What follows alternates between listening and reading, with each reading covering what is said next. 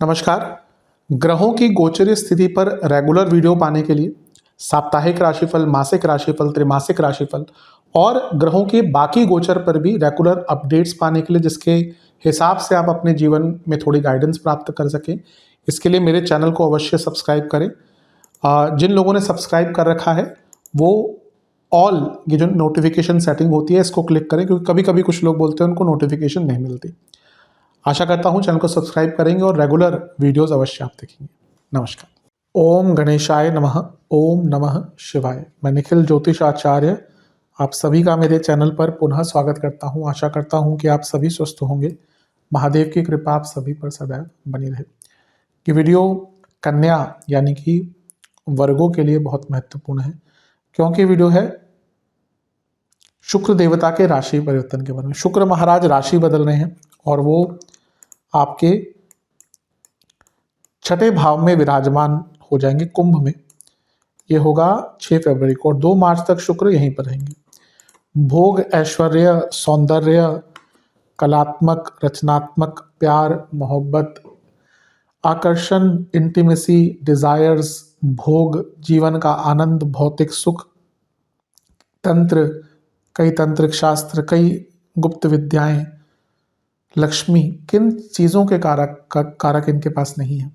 शुक्र भौतिकता के सबसे बड़े कारक है। मैं कई बार बताता हूँ, वह व्यक्ति जिसका शुक्र अच्छा होता है वो जीवन का आनंद लेने आता है और वो बहुत कम लोग होते हैं। इसलिए शुक्र का गोचर इंपॉर्टेंट होता है। यहाँ पे शुक्र छठे घर में आ रहे हैं तो इसका अपना प्रभाव रहेगा और इसी को हम डिस्कस करेंगे इस वीडियो में। आपकी लग्न राशि या चंद्र या अच्छा, यहाँ पे शुक्र पर राहु का प्रभाव भी है, बुध का भी है और वक्री गुरु भी देख रहे हैं और शुक्र राहु के तो एक्सेस में भी है, तो इसका भी कुछ इम्पैक्ट होगा, वो भी हम चर्चा करेंगे। लग्न राशि या चंद्र राशि कन्या है, दोनों ही देख सकते हैं, अलग अलग नहीं बन सकते राशिफल। जहाँ से सूट रिलेट ज़्यादा करता है वहाँ से देखिए। व्यक्तिगत मत मेरा ये है कि लग्न से देखेंगे तो अच्छा, इनकेस नहीं पता तो चंद्र राशि से भी देख सकते हैं। इस वीडियो को उपयोगी बनाने के लिए मैंने इसको कुछ भागों में बांटा है, पॉजिटिव्स, नेगेटिव्स और उपाय। तो शुरू करते हैं पॉजिटिव्स के साथ। सबसे पहले तो धनस्थान के स्वामी है शुक्र, लग्नेश बुध और 10वें घर के स्वामी बुध, ये सारे ग्रह राहु के साथ छठे घर में बैठे हैं। ये करियर की ग्रोथ के लिए बहुत अच्छा होता है, क्योंकि ये छठा भाव करियर का होता है और यहाँ पे जीवन में ना बहुत अपॉर्चुनिटीज आने लग जाती हैं। और जब छठे भाव में इतने सारे ग्रह आते हैं जिसमें राहु भी इन्वॉल्व है, तो व्यक्ति की संकल्प शक्ति बहुत अच्छी हो जाती है। तो ये सारी चीज़ें अच्छी हैं। इवन क्योंकि छठे भाव में है और बुध भी यहाँ पर है, तो आपका कोई लीगली पैसा फंसा हुआ था या कोई लीगल काम अटका हुआ था, उसको पूर्ण करने का योग बहुत अच्छा बन जाता है। अगले पॉइंट पे चलते हैं। आपके नवम भाव के स्वामी है शुक्र, भाग्यस्थान के, और 10वें घर के स्वामी हैं बुध। इन दोनों का मिलन वैसे ही कर्म धर्माधिपति योग बनता है। ऊपर से यहाँ पे राहु भी हैं जो छठे भाव में सब कुछ हो रहा है, क्योंकि 10वें से 12वें के स्वामी हैं यहाँ पे शुक्र इन्वॉल्व, तो आपका ट्रांसफर हो सकता है। और क्योंकि छठा भाव इन्वॉल्व है, लेट्स से आपकी बहुत टाइम से जॉब नहीं लग रही थी तो वो जॉब आपकी लग सकती है। और क्योंकि यहाँ पे दूसरे घर के स्वामी शुक्र इन्वॉल्व हैं जो 10वें घर के स्वामी बुध के साथ बैठे हैं और फिर से राहु का इन्वॉल्वमेंट, तो अगर आप विदेश में जॉब ढूंढ रहे थे या एमएनसी में काम करते हैं, दोनों के लिए टाइम बहुत अच्छा दिख रहा है। शुक्र की खासियत होती है कि वो अपने से दूसरा भाव स्ट्रॉन्ग करते हैं। तो प्रयास कीजिए कि आपके बिजनेस में कितने भी काम अटक रहे थे ना, उनको ठीक कर लीजिए, क्योंकि शुक्र सप्तम भाव को सपोर्ट कर रहे हैं।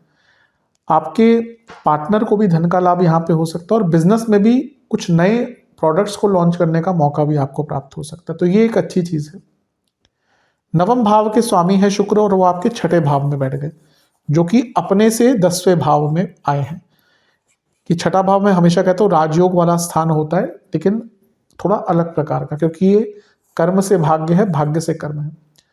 तो यहाँ पे आपको बहुत लाभ मिलेंगे, स्पेशली फादर को, और आपके भी कई अटके हुए काम बनना शुरू हो जाए, क्योंकि नवम के स्वामी छठे घर में जो स्ट्रगल्स का भाव होता है, तो आपके जो स्ट्रगल्स हैं वो कम होना शुरू हो जाएंगे।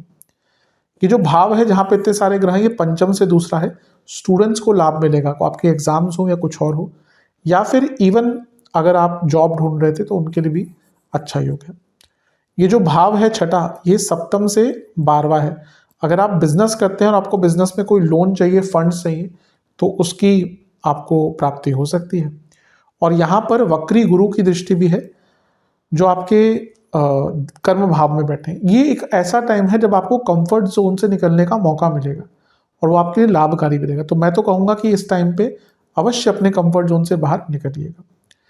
छठे घर में इतना सब कुछ हो रहा है जिसमें बुध भी इन्वॉल्व है, तो आपके लिखा पढ़ी के काम जो अटक रहे थे वो पूर्ण हो जाएंगे। और अगर आप कोई लोन प्राप्त करना चाहते हैं तो लोन भी आपको यहाँ पर प्राप्त हो जाएगा। धन स्थान के स्वामी और लक्ष्मी भाव के स्वामी यानी कि शुक्र, राहु केतु एक्सेस में है, राहु केतु एक्सेस शुक्र। तो अगर आप अपने धन के संबंध में कुछ बदलाव भी करना चाहते हैं ना, आपके अपने इनकम के सोर्सेस को चेंज करना चाहते हैं, तो उसके भी योग यहाँ पर परिपूर्ण बन रहे हैं। तो ये सारी अच्छी चीज़ें हैं। अब थोड़ा नेगेटिव चीज़ों पर चलते हैं, नेगेटिव्स पे चलते हैं। ओवरऑल छठे घर में शुक्र की पोजीशन मैं पहले ही बता चुका हूँ, बहुत अच्छी नहीं होती। यहाँ पे ना जीवन बहुत सफोकेटेड सा रहेगा, आपको लगेगा कि जीवन हम बहुत फंस से गए हैं। छठे घर का शुक्र व्यक्ति को आनंद रहित कर देता है। ऐसा व्यक्ति भले कितना पैसा कमा ले, वो पैसा अपने ऊपर नहीं लगा पाएगा, या तो परिवार पे देगा, कोर्ट केसेस में देगा, डाइवोर्सेस में देगा। मेरे को एक कुंडली हमेशा याद आती है, मेरे रेगुलर क्लाइंट है, तो उनकी तीन शादियाँ आई थिंक हो चुकी है और बहुत पैसा उन्होंने कमाया और फिर भी एक और करने में रेडी है। तो मैं उनको बोला कि अब भाई रुक जाइए, क्योंकि अब कितना कितना धन का, बहुत पैसे का नुकसान उन्होंने करवाया अपने। तो यहाँ पे जीवन बहुत, भले ही ऐसा नहीं कि पैसा नहीं आएगा, लेकिन जीवन ना बहुत सफोकेटेड सा रहेगा, आपको लगेगा सब कुछ बंद सा गया है, कुछ आनंद नहीं है जीवन में। इसलिए 12वें घर के शुक्र बहुत अच्छे माने जाते हैं, क्योंकि वो लोग अपने जीवन का आनंद ले लेते हैं किसी भी तरीके से। वो कहते हैं भाड़ में जाओ तुम, मेरे को अगर कहीं जाना है तो मैं जाऊंगा या जाऊंगी, मेरे को ये आनंद लेना है तो लूंगा ही लूंगी। छठे भाव के शुक्र दूसरों के ही देखा देखी रह जाते हैं, मैरिज में बहुत प्रॉब्लम हो सकती है। सप्तम से 12वां ये भाव है, सप्तम में ऑलरेडी शनि है और यहाँ पे बुध भी है जो कभी कभी सडन डाइवोर्सेस की तरफ ले जाते हैं। लव लाइफ में बहुत आर्ग्यूमेंट्स होने वाले हैं। पंचम से दूसरा है, वाणी के कारण प्रॉब्लम होंगे।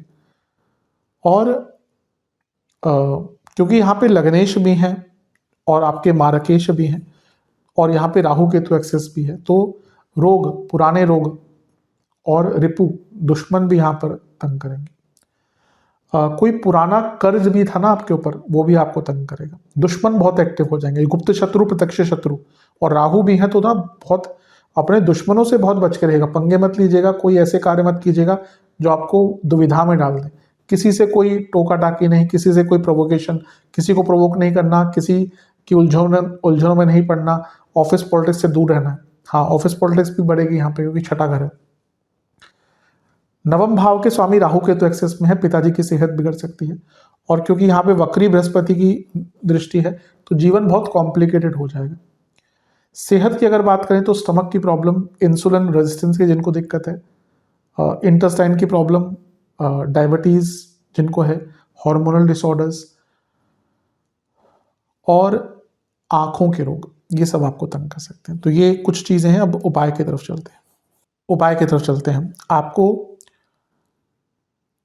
दुर्गा जी के सामने बैठकर, दुर्गा जी के सम्मुख बैठकर एक घी का दिया अर्पण करना है। ओम कलाधराय नमः मंत्र का जाप करना है 108 बार। दुर्गा चालीसा और लक्ष्मी चालीसा का 2-2 बार पाठ करके दुर्गा जी की एक बार आरती भी कीजिएगा और किसी भी मंदिर में चावल का दान कीजिएगा। आशा करता हूँ वीडियो काम आएगा। चैनल पर नए सब्सक्राइब कीजिए, वीडियो को लाइक कीजिए। मिलता हूँ अगली वीडियो में, तब तक के लिए ओम नमः शिवाय।